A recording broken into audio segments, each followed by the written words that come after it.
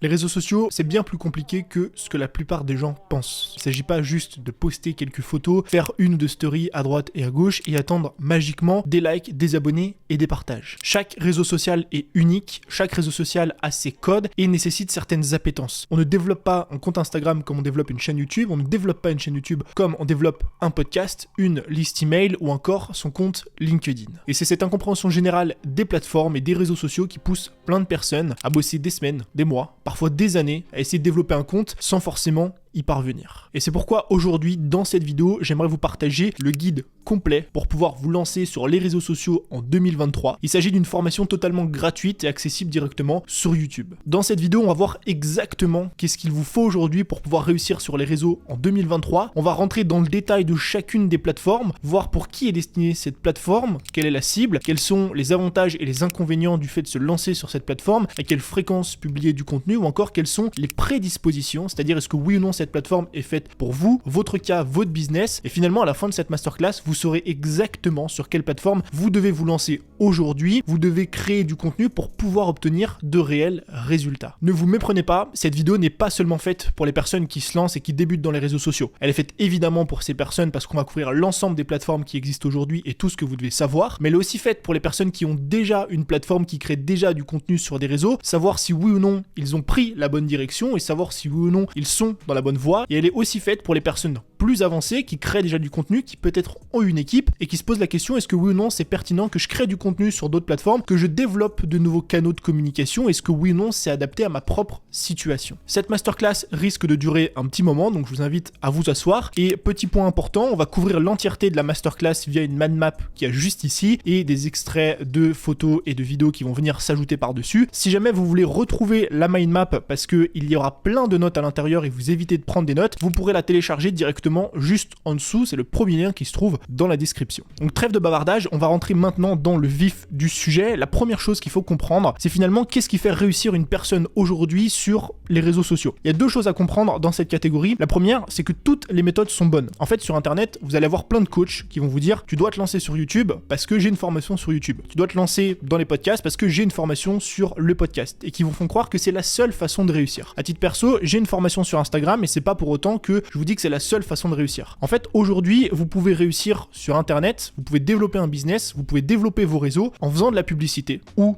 sans faire de publicité, en créant du contenu gratuit ou sans créer de contenu gratuit. Vous pouvez tout à fait réussir sur Instagram, sur YouTube, via un podcast, via LinkedIn, via TikTok, via finalement toutes ces plateformes. Et donc la question qu'on doit se poser aujourd'hui, c'est finalement qu'est-ce qui fait réussir ces personnes-là? Comment parmi toutes ces méthodes choisir la bonne méthode? C'est tout simplement que ce qui fait réussir une personne aujourd'hui, c'est sa capacité à créer du contenu avec une forte valeur ajoutée et surtout à créer du contenu sur le long terme. La plupart des personnes qui échouent parce qu'elles ne choisissent pas la bonne plateforme. Échouent parce qu'elles se lancent sur Instagram, créent du contenu pendant 2 semaines, 3 semaines, 1 mois, 2 mois, et puis finalement arrêtent parce qu'elles n'obtiennent pas les résultats. Et elles pensent que c'est un problème qui vient de la plateforme, alors qu'en réalité, c'est un problème qui vient de ses appétences et du match avec le contenu. Si vous n'aimez pas créer du contenu sur une plateforme, si cette plateforme n'est pas faite pour vous, vous ne tiendrez pas sur la durée. Et donc dans ce cas-là, c'est impossible de réussir. Donc ce qu'il faut faire finalement, la solution aujourd'hui pour obtenir de vrais résultats, c'est quoi? C'est finalement de prendre en compte les tenants et les aboutissants de chaque plateforme, et c'est tout ce qu'on va voir justement dans cette masterclass gratuite, c'est-à-dire qu'est-ce que vraiment Instagram, comment ça fonctionne, pour qui c'est fait, est-ce que ça apporte des résultats court terme, long terme, à quelle fréquence il faut publier, et surtout matcher finalement les appétences de cette plateforme, les composantes de cette plateforme avec votre personne. Si vous n'êtes pas à l'aise face à la caméra, ne lancez pas une chaîne YouTube, ne faites pas des TikTok où vous allez danser, cherchez plutôt des formats qui vont vous correspondre. Donc ça c'est la première partie, le premier point, qu'est-ce qui fait réussir aujourd'hui une personne. Le deuxième point très important, avant qu'on rentre vraiment dans, vous le voyez ici, tous les détails évidemment des plateformes, c'est de bien comprendre la différence fondamentale entre une plateforme de SEO, donc de Search Engine Optimization, donc une plateforme de référencement, et un réseau social. En fait, un réseau social, c'est quoi? Un réseau social, c'est un réseau sur lequel on va publier du contenu qui va être instantané, et donc ce contenu va être répertorié sur un feed. Chaque personne a un feed qui lui est propre et qui lui est unique. Instagram, c'est un réseau social, vous postez du contenu, ce contenu apparaît sur un feed. En général, ce feed est classé par ordre chronologique ou par ordre de préférence. référence. Et finalement, c'est un endroit dans lequel c'est facile d'échanger, de communiquer, de créer des liens. Instagram, par exemple, c'est un réseau social, on peut facilement discuter avec des gens. Twitter, c'est pareil, on peut facilement poster des choses, interagir avec d'autres, retweeter, commenter, etc. TikTok, c'est la même chose. C'est une plateforme sur laquelle, finalement, c'est un réseau social, il y a un feed, on crée du contenu instanté. C'est ça qu'il faut comprendre avec le réseau social, c'est un contenu qui est instantané. Et ça, qu'est-ce que ça veut dire? Premièrement, ça a certains avantages. Le fait d'utiliser un réseau social, le premier, c'est de connecter avec votre utilisateur. Si vous utilisez Instagram, vous allez facilement connecter avec votre audience et avec votre communauté. Deuxièmement, en général, sur les réseaux sociaux, on a une viralité qui est accrue. Et juste à regarder TikTok, c'est une plateforme qui est ultra virale. Si vous comparez ça à un podcast ou un blog, on n'est pas du tout sur la même viralité. Troisièmement, on a des résultats qui sont beaucoup plus rapides. Pareil, c'est beaucoup plus simple de faire 10 000 vues, 100 000 vues, 1 million de vues sur TikTok que de faire 1 million de vues sur YouTube. Pourquoi? Parce que c'est les compétences, les composantes des réseaux sociaux. En revanche, il y a des inconvénients. Les inconvénients, c'est quoi? C'est que souvent les réseaux sociaux, c'est des contenus qui sont éphémères, donc qui disparaissent assez rapidement. Et c'est des contenus qui sont courts. Quand je dis court, c'est le format. Une vidéo sur Instagram, c'est par exemple 30 secondes, 45 secondes en moyenne. Sur TikTok, c'est 6 secondes. Le temps d'attention est très très faible. Ok? Encore une fois, ça veut pas dire que c'est bon ou c'est mauvais. On va le voir durant toute cette masterclass, mais c'est des composantes très importantes à garder en tête. Deuxième point, qu'est-ce qu'une plateforme SEO? Une plateforme SEO, c'est une plateforme qui est basée sur le référencement naturel. Donc en fait, on n'est pas sur du scrolling, on va pas arriver sur une plateforme comme ça, comme Instagram, où on va scroller, on va être happé par le feed. On va y aller avec une vraie démarche active de poser une question. Si vous prenez Google, par exemple, vous utilisez Google, c'est une plateforme SEO parce que vous posez une question. Là, par exemple, je suis en Corée actuellement, je vais taper sur Google que faire en Corée du Sud. C'est pas quelque chose que vous allez faire sur Instagram, c'est pas quelque chose que vous allez faire sur TikTok. Même si évidemment il y a quelques petits moteurs de recherche à l'intérieur, ça fonctionne pas de la même façon. Et donc ça, encore une fois, il y a certains avantages et certains inconvénients. Le premier avantage, c'est que les plateformes SEO, c'est des contenus longs à forte valeur ajoutée. Une vidéo YouTube, c'est 30 minutes, c'est 20 minutes, c'est 15 minutes. Un article de blog, c'est très très long. Un podcast, c'est très très long aussi. C'est l'inverse finalement des réseaux. Et on a un contenu en général, sauf pour le podcast, vous allez voir, qui est référencé sur le long terme. Pareil, on reviendra sur les termes juste après. Et les inconvénients, vous l'aurez compris, c'est un petit peu les avantages des réseaux, c'est que les résultats sont plus longs à obtenir. Gagner 10 000 abonnés sur YouTube, c'est beaucoup plus long que sur Insta ou sur TikTok, et on a peu de connexion avec son audience. Ok? Donc ça, c'est les deux paramètres à bien comprendre avant de rentrer dans les détails, encore une fois, de chaque plateforme. C'est qu'est-ce qui fait réussir une personne aujourd'hui? Ça va être sa capacité à comprendre ses appétences et les composantes de chaque réseau pour pouvoir justement adapter les deux et obtenir des résultats sur le long terme. Et la deuxième chose à comprendre, c'est la différence fondamentale entre un réseau social et une plateforme SEO. Encore une fois, ça, vous pouvez y accéder gratuitement en téléchargeant le premier lien qui se trouve juste en dessous dans la description. Ça vous évitera de prendre plein de notes sur cette masterclass qui risque de durer extrêmement longtemps. Donc maintenant qu'on a compris ça, on va rentrer dans le vif du sujet et on va attaquer directement avec Instagram. Instagram, c'est une plateforme sur laquelle la cible principale, c'est tout le monde. Je veux dire, Instagram, c'est 2 milliards d'utilisateurs. Tout le monde quasiment a un compte Facebook et un compte Instagram. Même ma mère a Instagram, donc c'est pour vous dire. Et c'est un mode de consommation qui est passif. Comme je vous l'ai dit, réseau social, on scroll, c'est passif, on y va un petit peu finalement pour passer le temps. En général, c'est pour ça qu'on va sur Instagram. On se forme, on apprend un petit peu sur Instagram, c'est vrai. Mais bien souvent, on y va pour scroller, passer le temps, regarder la vie des gens, regarder la vie des gens qu'on suit, regarder des stories, etc. C'est une consommation qui reste quand même assez passive. Mais le point important à comprendre, et vous le verrez à la fin ici avec mes conseils, qui est sans doute la partie finalement la plus importante de cette masterclass, c'est comment appliquer tous ces conseils à votre propre cas. Finalement, comprendre que tout le monde est sur Instagram, c'est un point très important en fonction de ce que vous voulez faire. Les avantages d'Instagram, c'est quoi? C'est dans un premier temps qu'il y a une proximité avec son audience qui est monumentale. Sur Instagram, vous pouvez envoyer un DM à quelqu'un, un message vocal, une vidéo de vous. Donc on a quelque chose de vraiment très très très personnalisé. Le deuxième gros avantage d'Instagram, c'est qu'on a une plateforme qui est ultra complète. Ça pour le coup, c'est propre à Instagram, c'est quasiment la seule plateforme qui a ça aujourd'hui, ou en tout cas de façon aussi avancée. C'est qu'on a une plateforme pour générer du trafic. On peut poster des réels, des carousels et gagner des milliers, des dizaines de milliers d'abonnés par mois. Comme on peut aussi discuter avec ces personnes-là par DM et convertir ces personnes-là vers nos produits et nos offres. Donc on a vraiment une plateforme multi-objectif et aussi multi-format. On peut faire de la photo, on peut faire de la vidéo, etc. Donc c'est hyper intéressant. On a une croissance qui est ultra rapide. Sur Instagram, c'est facile, je mets des guillemets évidemment,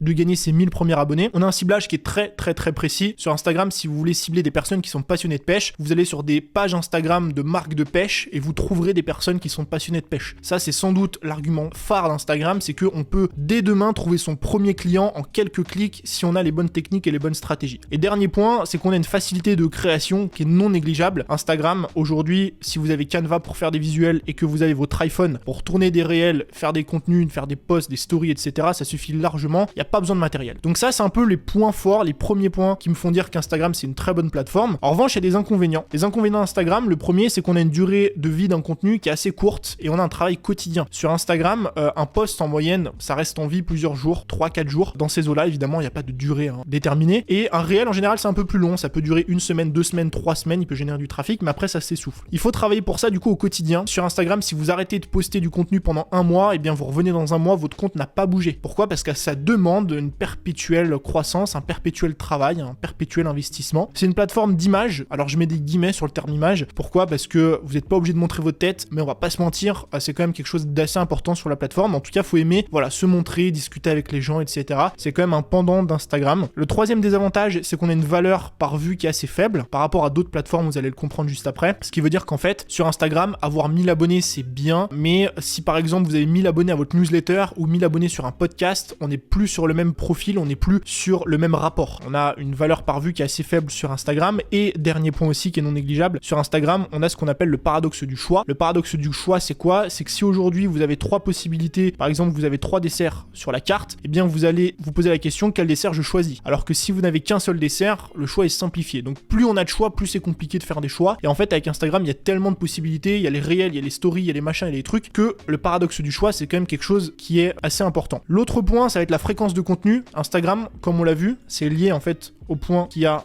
juste ici, c'est que ça demande finalement du travail quotidien. C'est pour ça que sur Instagram, en général, on poste 3 à 6 fois par semaine. Évidemment, c'est une moyenne. Vous pouvez poster moins, mais 2 posts par semaine, c'est quand même très limité. Mais en tout cas, 6 posts par semaine, c'est pas mal. 5 posts, on a une fréquence qui est très élevée. Donc ça aussi, il faut le prendre en compte. Donc finalement, c'est quoi les prédispositions pour finalement créer du contenu sur Instagram ? La première pour moi, c'est d'aimer créer du contenu quotidien. C'est-à-dire qu'Instagram, faut aimer être sur une plateforme sur laquelle on est actif tous les jours. On fait des stories, on poste du contenu, on interagit avec les gens par DM, on poste des commentaires, etc. Faut aimer ce côté vraiment un peu social, interaction, et c'est ce que j'ai mis en dernier juste ici. Il faut aimer sur Instagram aussi, finalement se mettre en avant. Pareil, je mets des guillemets, vous n'êtes pas obligé de vouloir devenir une star, mais il faut quand même être assez à l'aise avec ça, et surtout faut aimer interagir avec les autres, discuter par DM, répondre aux commentaires, parce que la partie communautaire sur Instagram est hyper importante. Donc ce que je viens de vous expliquer là, c'est une photo complète du paradigme d'Instagram. C'est pas Instagram c'est bien ou Instagram c'est pas bien, il y a des avantages et des inconvénients, vous allez le voir ici, sur YouTube on a pareil, sur TikTok on a pareil, sur LinkedIn on a pareil. L'idée c'est juste que, ok, j'ai une photo de comment fonctionne Instagram, du coup je comprends mieux si oui ou non c'est fait pour moi, je sais qu'il va y avoir un travail quotidien à faire dessus, je sais que c'est une plateforme sur laquelle on crée plus du contenu visuel, etc., même s'il y a un petit peu de vidéo, je sais qu'il va falloir que je connecte avec mon audience, que je sois présent tous les jours. Donc tout ça c'est important. Si vous voulez pas du tout être présent tous les jours, si vous aimez faire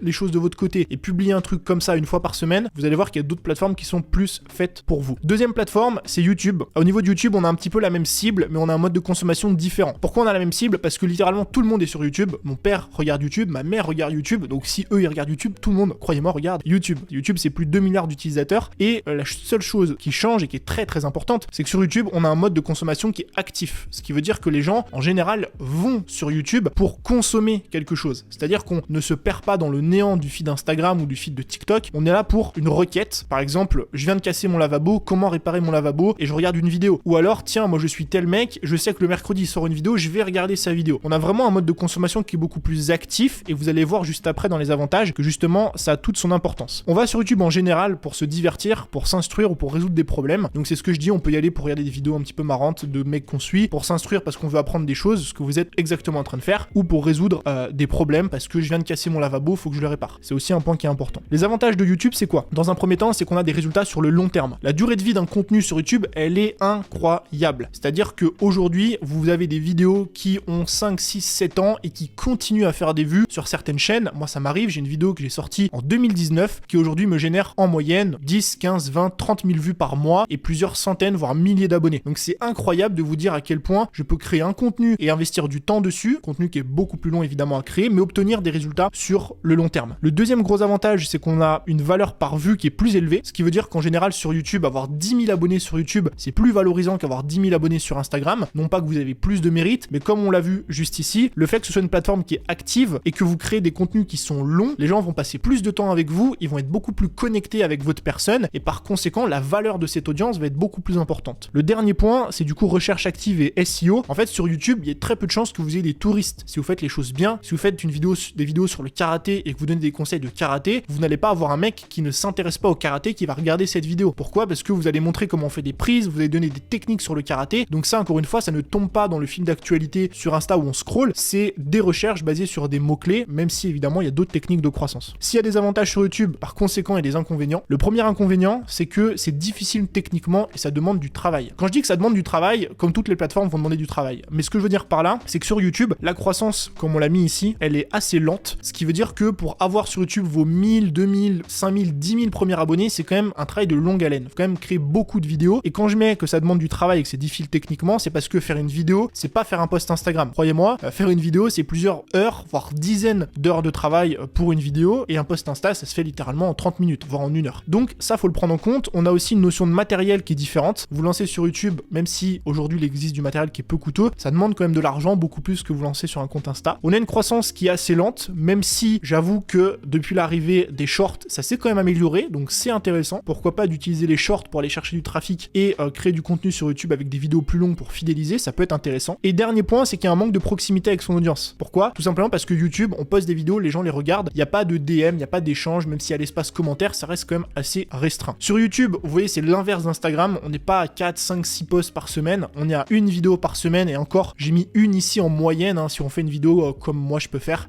qui sont assez face caméra, on discute avec les gens. Si vous faites des vidéos plus travaillées, ça peut être plus long, une vidéo toutes les 2 semaines ou une vidéo par mois, mais ce qu'il faut comprendre ici, c'est que finalement, votre fréquence de publication, elle va être extrêmement lente, c'est ce qui va finalement vous amener des résultats sur le long terme et c'est ce qui fait que c'est une croissance qui est lente. Comprenez un petit peu l'ensemble. Et donc les prédispositions pour YouTube, premièrement, c'est d'être à l'aise avec la caméra, même si il existe des options de chaîne sans montrer sa tête, il faut quand même être à l'aise avec le fait de parler, il faut être bon à l'oral, il faut aimer ce truc, même si vous n'êtes pas bon à l'oral, ça s'améliore, mais il faut aimer, en tout cas vouloir le faire. Et il y a une notion aussi, finalement, d'univers. C'est-à-dire que faut aimer l'univers YouTube, faut aimer l'univers de la vidéo, faut aimer l'univers du montage. Il y a des gens pour qui la vidéo c'est une phobie, et des gens pour qui le matériel, la technique en vidéo c'est une phobie. Si c'est une phobie pour vous et que vous détestez ça, ça va de suite, je dis pas que vous ne réussirez pas sur YouTube, mais ça va être compliqué parce que ça va être un frein. Ça va être un frein, vous n'allez pas aimer le faire, vous n'allez pas vouloir le faire. C'est pour ça que c'est important à prendre en compte. Troisième plateforme, vous voyez comme ça va vite, encore une fois, parce que je vous l'ai dit, ça va être une masterclass très longue. Donc, encore une fois, le premier lien juste en dessous pour vous faire économiser du temps. Troisième plateforme, c'est TikTok. Vous le voyez, TikTok, c'est quoi? C'est une plateforme sur laquelle aujourd'hui il y a une grosse communauté. TikTok comptabilise plus d'1 milliard sans doute d'utilisateurs, donc il y a une grosse audience. Mais, et ça encore une fois, c'est hyper important de le comprendre, vous avez sur TikTok une majorité de jeunes, de personnes qui ont moins de 18 ans, ça représente une grosse portion des utilisateurs sur TikTok, ce qui veut dire que quand on est mineur, en général, on a un pouvoir d'achat qui est assez faible. Et ça, encore une fois, c'est pas bon ou mauvais, ça va dépendre de ce que vous voulez faire. Une personne qui vend des produits de luxe à 10 000 € ou je sais pas quoi, qui s'adresse à des PME, TikTok, c'est peut-être pas la plateforme numéro 1 sur laquelle vous lancez. Je dis pas que c'est pas intéressant de le faire, mais c'est peut-être pas votre premier choix. On va en général sur TikTok pour se divertir, on peut aller sur TikTok pour apprendre. Moi, à titre personnel, j'y vais pas forcément pour apprendre. Pourquoi? Parce qu'on a des contenus qui sont très courts. D'ailleurs, j'ai même pas TikTok, mais quand j'y allais, en tout cas, on a des contenus qui sont hyper courts. Et à mon sens, on n'apprend pas vraiment grand-chose parce qu'on va pas assez en profondeur. Et deuxièmement, et ça c'est le point hyper important, c'est qu'on a une consommation ultra passive. Sur TikTok, littéralement, vous êtes un robot, vous faites que scroller comme ça, tout va très vite. Et donc, en fait, on n'est pas là pour un créateur en question, on n'est pas là pour résoudre un problème, on est vraiment juste là pour scroller comme un zombie devant son écran toute la journée. Il y a des avantages quand même, évidemment, encore une fois, c'est pas tout noir ou tout blanc. Le premier avantage, c'est que TikTok, on a une croissance qui est fulgurante. C'est la plateforme, je pense, aujourd'hui sur laquelle on a la croissance la plus rapide et on peut vraiment partir de zéro sur TikTok et avoir 100 000 abonnés très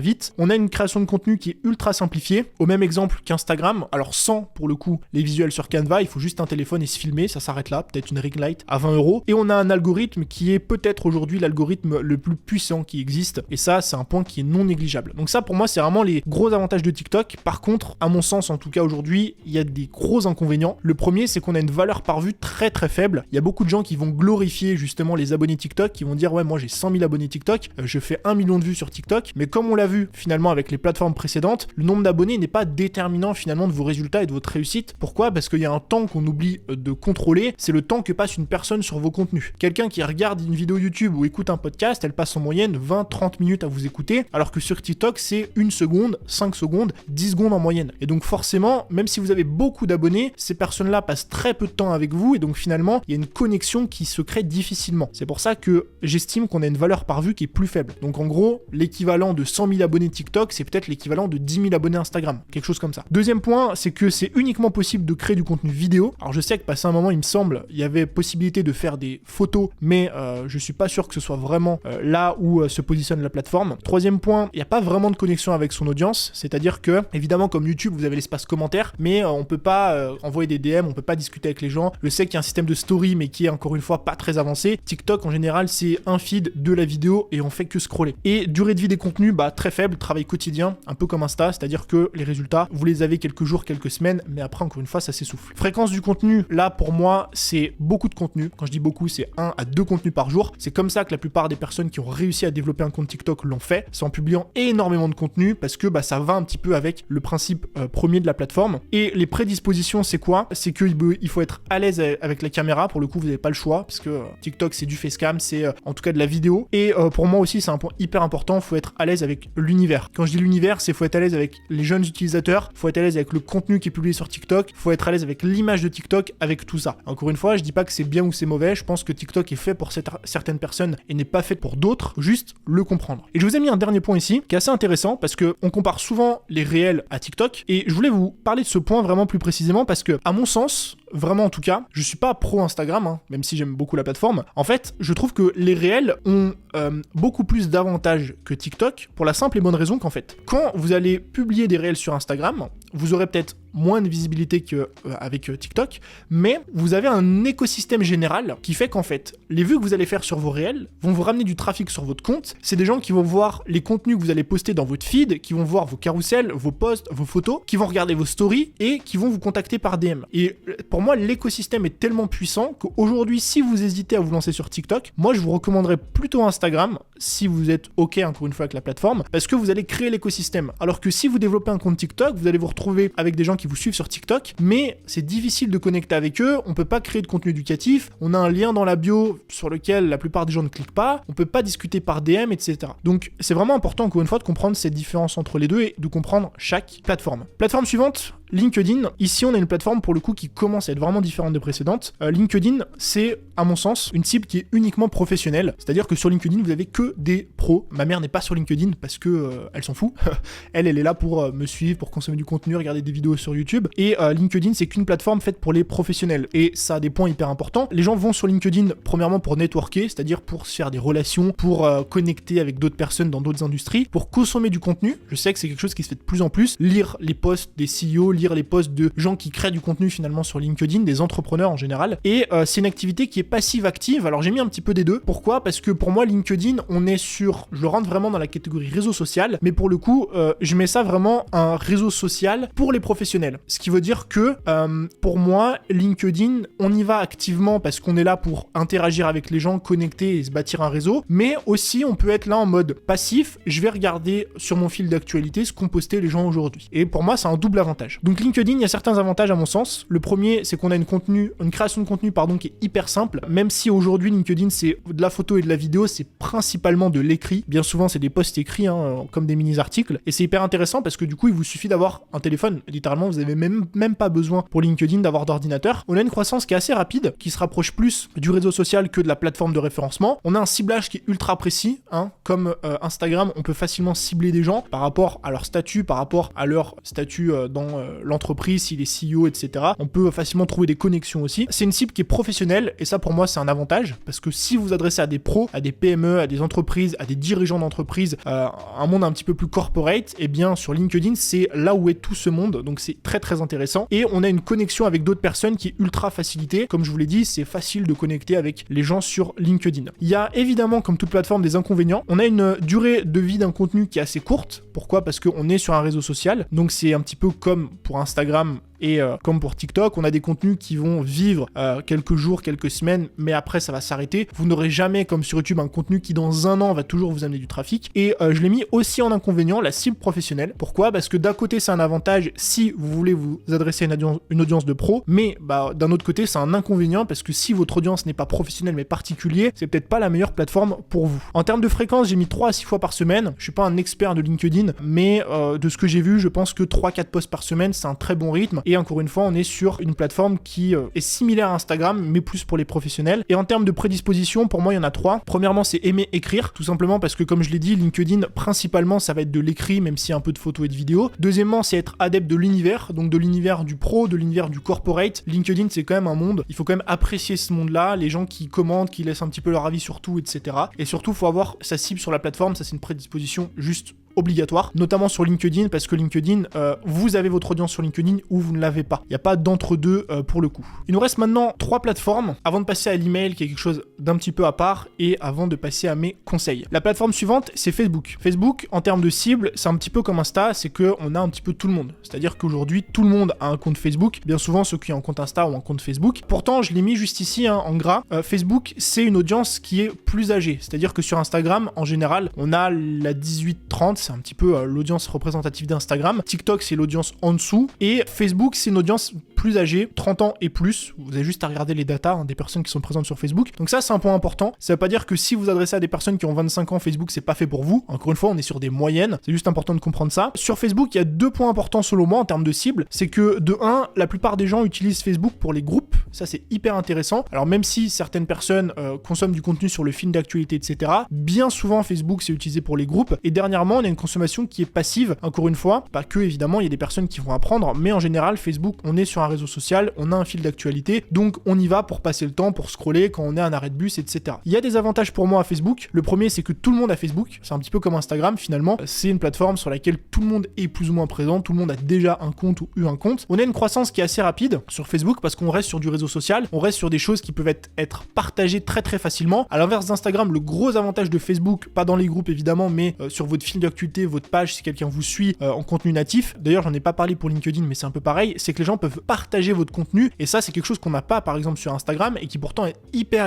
intéressant. Instagram, faut partager en stories, ce qui est un petit peu différent. On a une facilité de création. Sur Facebook, vous avez de l'écrit, format article, de la vidéo ou de la photo. Et encore une fois, c'est pas YouTube, il n'y a pas besoin d'avoir un matériel incroyable. Et dernièrement, pour moi, sur Facebook, on a une conversion qui est simplifiée, un contact facile. Pourquoi ? Parce que vous pouvez discuter avec n'importe quelle personne via Messenger, vous pouvez lui envoyer un message, vous pouvez l'appeler, vous pouvez... Un petit peu comme sur Insta avec les messages directs. Et surtout, notamment au niveau des groupes, c'est très facile de cibler des personnes avec Facebook. Encore une fois, si vous voulez cibler des personnes qui sont passionnées de pêche, vous allez sur un groupe Facebook français qui parle de pêche et vous aurez un puits littéralement d'audience, de clients à aller chercher. Il y a des inconvénients à Facebook. Le premier, pour moi, c'est la durée de vie du contenu. C'est ce que je disais précédemment. On est sur un réseau social, donc on a un contenu en général qui va expirer au bout de quelques heures, quelques jours. Le contenu ne va pas vous amener du trafic dans 2 ans. Et on a une consommation qui, dans le global, est assez passive. On est sur un réseau social. En termes de fréquence de contenu, 3 à 6 semaines, encore une fois, on est plus ou moins sur les mêmes codes qu'Instagram, mais légèrement différents. Et en termes de prédisposition, pour moi, il y en a 3. Premièrement, il faut aimer l'univers, c'est-à-dire, faut aimer Facebook, faut être dedans, faut déjà l'utiliser à titre personnel. Deuxièmement, il faut vouloir faire un groupe. Pour moi, aujourd'hui, le gros point fort de Facebook, c'est notamment les groupes. Alors, ça veut pas dire que vous ne pouvez pas avoir de page Facebook et publier du contenu comme vous le faites sur un feed Instagram, parce que c'est quand même assez compliqué de faire grossir une page sur Facebook. Mais en tout cas, un groupe, ça peut être hyper intéressant parce qu'on peut avoir cette idée de cohésion, on peut avoir cette idée justement de ramener des personnes qui sont intéressées par un sujet, qui vont être dans ce petit groupe privé-là, sur lequel on va pouvoir poster et créer du contenu. Et dernièrement, il faut aimer la discussion et la connexion, parce que c'est un réseau social, c'est une plateforme sur laquelle on connecte avec les gens via DM, Messenger, commentaires, etc. Le point suivant, plateforme suivante, ça va être le podcast. Le podcast, pour le coup, on retourne, ça fait un petit moment, sur une plateforme similaire à YouTube. L'audience du podcast, c'est quoi ? Essentiellement, selon les stats, c'est un cadre supérieur 30 ans et plus. Alors, quand je dis ça, c'est encore une fois des statistiques. Ça veut pas dire que si votre audience a 25 ans ou à 50 ans ou n'est pas cadre sup, elle n'écoute pas de podcast. C'est une data. Mais en tout cas, ce qu'il faut comprendre, c'est que les personnes qui écoutent des podcasts sont en moyenne moyenne dans ce cadre-là. Et c'est un point que je mets juste ici qui est assez important, c'est que le podcast, c'est une plateforme actuellement qui est en pleine croissance. Moi, j'ai connu le podcast en 2016. Très peu de personnes à l'époque écoutaient des podcasts. Il y avait très peu d'ailleurs de podcasts sur les plateformes. Aujourd'hui, on a de plus en plus, les chaînes de télé s'y mettent, les radios s'y mettent, les influenceurs s'y mettent. Donc c'est vraiment pour moi une plateforme porteur pour 2023. Il y a 3 grosses raisons qui poussent les gens à regarder un podcast. Le premier, c'est pour apprendre. Bien souvent, on va écouter un podcast pour apprendre quelque chose, pour s'informer ou s'instruire. On écoute un podcast pour connecter. C'est aussi encore une fois un principe qui revient notamment chez les influenceurs. Ils lancent des podcasts et les gens les écoutent parce que c'est la personne en question et qu'on a envie d'écouter ce qu'elle dit. Et on a une consommation pour le coup qui est hyper active. Pourquoi ? Parce que le podcast, il n'y a pas d'algorithme, il n'y a pas le feed d'actualité, il n'y a rien, il n'y a quasi même pas de recommandations. Vous êtes abonné à quelqu'un, vous écoutez son contenu. Donc là, pour le coup, on peut pas avoir une consommation plus active que le podcast. Il y a plein d'avantages à créer un podcast. Le premier, c'est que c'est sans doute l'un des contenus les plus simples à produire. Vous avez juste un enregistrement audio à faire, donc il vous faut un petit matos. Si vous achetez un micro, vous n'êtes pas obligé d'acheter un micro qui coûte cher, il y a des micros qui coûtent 30, 40 euros. Si vous voulez pas vous embêter, vous enregistrez avec un micro-cravate, donc ça coûte 10 euros. Donc ça, c'est quand même assez intéressant. On a pour moi aujourd'hui la valeur par écoute la plus élevée du marché. Si vous regardez les statistiques d'un podcast, en moyenne, on peut avoir 60, 70, 80, 90, parfois 100% de rétention. C'est d'ailleurs ce que j'ai mis juste ici. C'est une moyenne statistique. Un podcast est écouté en moyenne à 80% selon les statistiques. Et ça, c'est quelque chose que vous n'aurez nulle part ailleurs, ni sur YouTube, ni sur Instagram, ni sur LinkedIn, nulle part. Pourquoi ? Parce qu'on est dans une démarche tellement active que on a une rétention qui est très élevée. Et donc la rétention qui est élevée, c'est lié à ce point ici. On a une valeur, alors non pas par vue, mais une valeur par écoute qui est très élevée. Avoir 1000 abonnés et 1000 écoutes sur son podcast par épisode, c'est l'équivalent peut-être d'avoir, je sais pas moi, 10, 15, 20, 30 000 abonnés sur YouTube, ou peut-être l'équivalent d'avoir 100 000 abonnés sur Instagram. Alors j'en sais rien, c'est un ordre d'idée, mais vous comprenez le truc. L'autre avantage, c'est qu'on a une création d'une forte connexion avec notre audience. Pourquoi ? Parce que les gens nous écoutent dans leurs oreilles pendant environ 2 heures, ça dépend, 1 heure, 2 heures, 30 minutes, peut-être par semaine, ça dépend du nombre d'épisodes, mais en tout cas, ils vous écoutent, vous êtes là, vous leur parlez, et ça crée une connexion hyper forte qu'on peut quasiment pas avoir ailleurs. On a un contenu qui est SEO. Alors j'ai mis ici entre guillemets SEO. Pourquoi ? Parce que pour l'instant, on n'a pas un moteur de recherche comme YouTube, on n'a pas le réflexe d'aller sur le podcast comme on va sur Google ou sur YouTube. Par exemple, j'ai un problème de lavabo, je vais aller chercher ça. Mais j'ai mis entre guillemets parce qu'il y a quand même un petit effet référencement sur le podcast. Vous pouvez taper par exemple, je sais pas moi, productivité et chercher des podcasts qui parlent de productivité, des épisodes qui parlent de productivité. Donc on a quand même cette recherche qui existe légèrement. Ensuite, on a des résultats en général sur le long terme. Un podcast, en général, on peut avoir des écoutes même 2 semaines, 3 semaines, 1 mois, 2 mois après. Non pas parce que c'est du SEO, mais parce qu'en général, les gens qui écoutent un podcast vont écouter tous les autres épisodes. Et dernier point, on n'a pas d'algorithme, ce qui fait qu'on se focus uniquement sur le contenu. Il y a évidemment des inconvénients. Pour moi, il y en a 2 gros, très gros. Le premier, c'est qu'un podcast, on a une croissance qui est très lente. Avoir 1000 abonnés sur son podcast, 1000 écoutes régulières, c'est beaucoup plus complexe qu'avoir 1000 abonnés sur Insta, 1000 abonnés sur YouTube, 1000 abonnés sur TikTok et toutes les autres plateformes. Et on a une difficulté de découvrabilité. Pourquoi ? Parce que comme il n'y a pas de moteur de recherche, comme il n'y a pas d'algorithme, comme il y a c'est pas un réseau social en fait. C'est ni un réseau social ni une plateforme de référencement. C'est compliqué d'obtenir du trafic. Si vous partez de zéro, que vous êtes personne et que vous lancez un podcast, eh bien il n'y a aucun moyen de découvrir votre podcast que si vous me présentez le podcast directement. Ou alors si je tape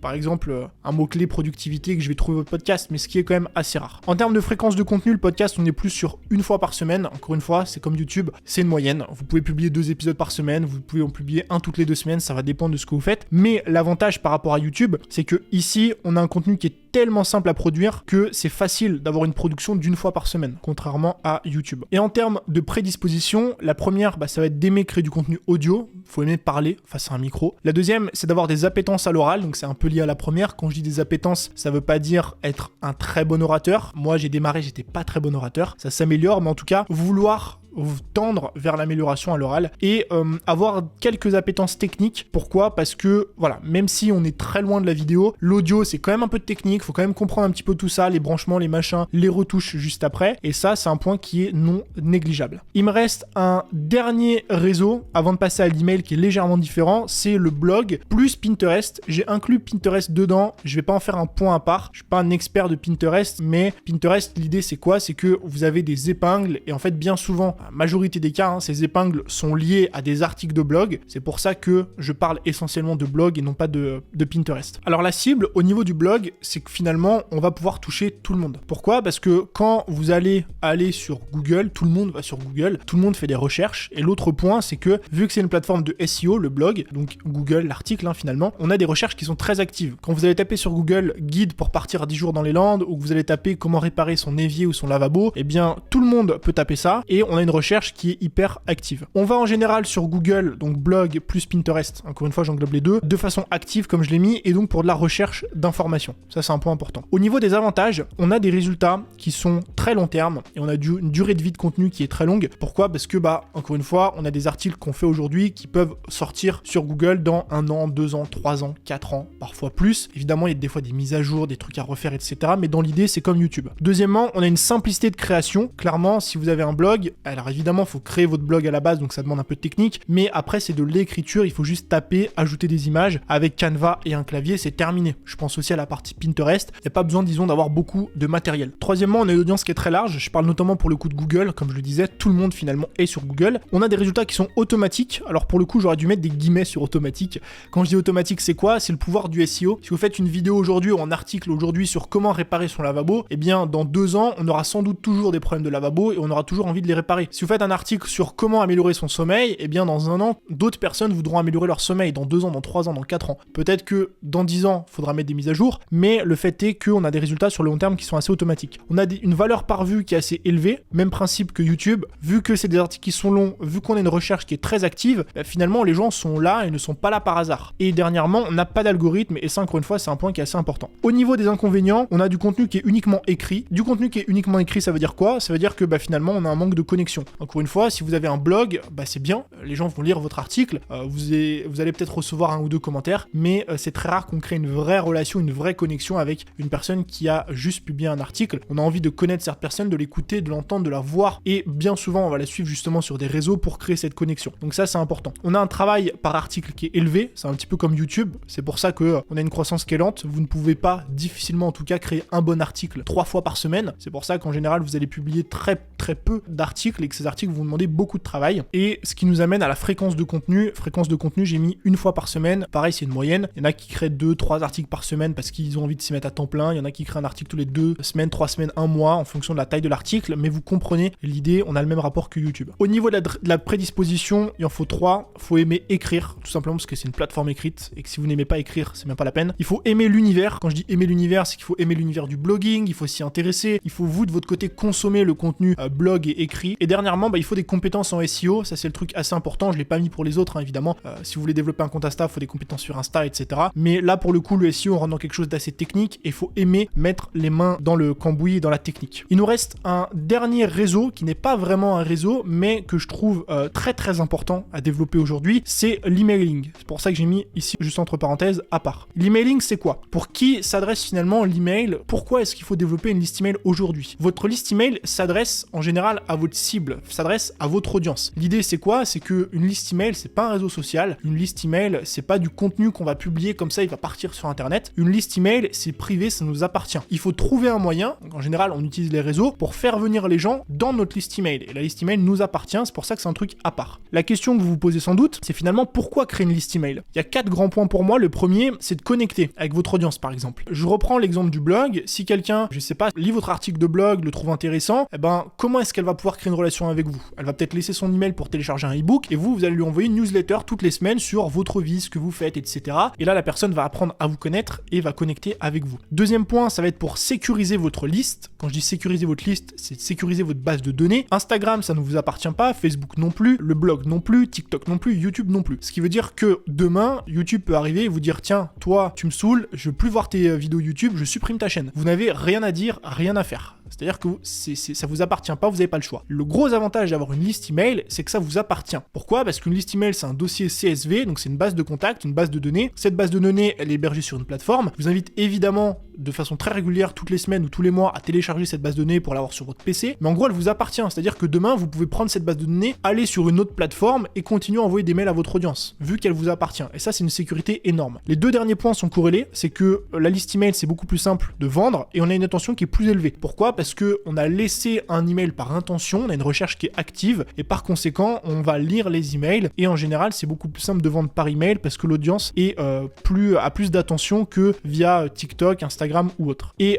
les deux derniers points c'est au niveau de la fréquence. Alors il y a deux façons d'utiliser la liste email selon moi. La première c'est si jamais vous faites une newsletter. Newsletter c'est en général un email par semaine. Ça peut être encore une fois un email toutes les 2 semaines, un email par mois. Mais dans l'idée c'est d'avoir une récurrence de mails où vous allez partager quelque chose à votre audience. Et deuxième façon, moi c'est ma méthode personnelle, c'est que j'utilise ma liste email uniquement pour les lancements, c'est-à-dire que dès que j'ai une promo, un lancement à faire, tout simplement, j'envoie des emails à mon audience. Donc à ce stade de la vidéo, on vient de terminer la première partie. Je vous rassure, la deuxième va être beaucoup plus courte, mais c'était le socle finalement de ce qui va se passer par la suite. Parce que ce que je vais vous donner juste ici, les conseils que je vais vous donner, vous ne pourrez pas correctement les appliquer si d'abord vous n'avez pas compris à quoi servait Facebook, à quoi servait Instagram, à quoi servait YouTube, comment fonctionnait TikTok, comment fonctionnait LinkedIn et ainsi de suite. Donc c'est pour ça que c'est hyper important de comprendre dans un premier temps ce que je viens de vous expliquer et ensuite de passer vers les conseils. Dernier point avant de passer à cette partie, je n'ai pas mis d'autres réseaux qui existent comme Twitter, etc. Pourquoi? Parce que c'est des réseaux que je ne maîtrise pas vraiment et j'ai pas voulu en parler dans cette vidéo, mais évidemment il y en a d'autres. Mais à partir du moment où vous avez regardé cette vidéo, que vous comprenez la différence entre un réseau social et une plateforme, vous pouvez maintenant comprendre les différents patterns et pouvoir vous dire Twitter ça rentre dans cette catégorie, il n'y a pas de connexion, le contenu est éphémère et ainsi de suite. Donc maintenant il s'agit de mise en pratique. Comment finalement on prend tout ça et on le met en place? Il y a 4 grandes choses selon moi. La première chose, ça va être de choisir la plateforme qui matche avec vos compétences, vos appétences et vos objectifs. Ce que j'entends par là, c'est que avec tout ce que je viens de vous expliquer, normalement, vous allez pouvoir vous dire, ok, qu'est-ce que moi j'aime, qu'est-ce que moi je consomme, dans quoi est-ce que moi je suis plus ou moins bon aujourd'hui, où est ma cible, qu'est-ce que je veux viser, qu'est-ce que je veux faire, et en fonction de ça, vous allez pouvoir justement adresser le bon contenu à la bonne audience sur la bonne plateforme. Je vous prends juste ici 3 exemples. On a un premier cas, vous êtes freelance, vous n'êtes pas hyper à l'aise avec la vidéo, vous n'aimez pas trop la vidéo, vous regardez pas trop YouTube, ça va trop vite pour vous, vous aimez pas trop ça, vous aimez pas non plus vous mettre en avant, mais vous adorez écrire. Votre cible, c'est quoi? C'est des PME de moins de 50 salariés. Et bien dans ce cas-là, la plateforme qui vous correspond le plus, à mon sens, c'est peut-être LinkedIn. Pourquoi? Parce que vous aimez écrire, donc c'est un bon premier point, parce que vous avez une cible